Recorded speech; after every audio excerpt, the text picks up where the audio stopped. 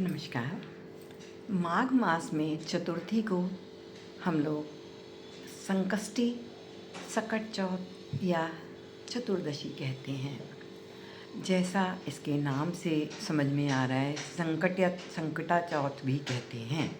ये संकटों को हरने वाली होती है, हमारे संकटों से हमको छुटकारा मिलता है।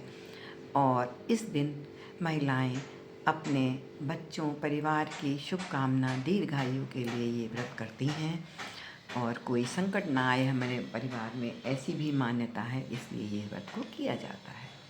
सारा दिन महिलाएं व्रत रहती हैं, कुछ फल फूल खा लें तो खा लें, भोजन नहीं करती हैं।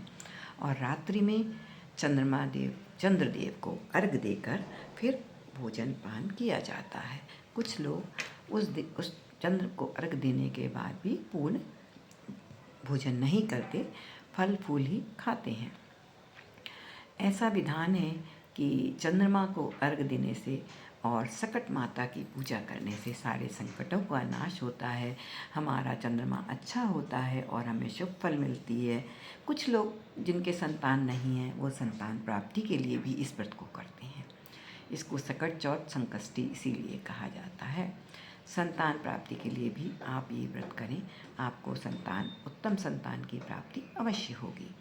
रात्रि में गुड़ और तिल का भोग लगाकर चंद्रमा को दूध और जल से अर्घ दें और उनसे प्रार्थना करें कि ईश्वर हमारी संतान को हमेशा प्रसन्न रखे, हमारे कुल में वृद्धि हो और हमारी संतान की बुद्धि अच्छी रहे।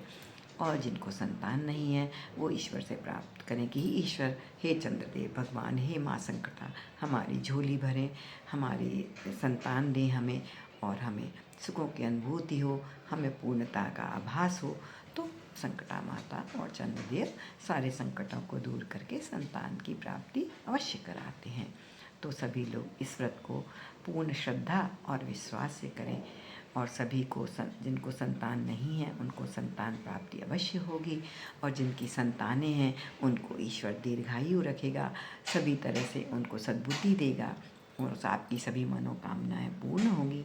तो रात में दिन भर व्रत रखें।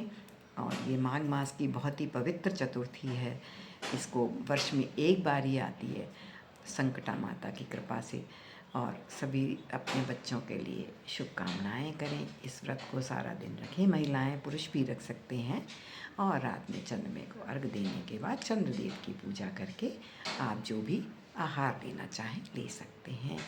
जय श्री गणेश भगवान की जय। गणपति का पूजन करें।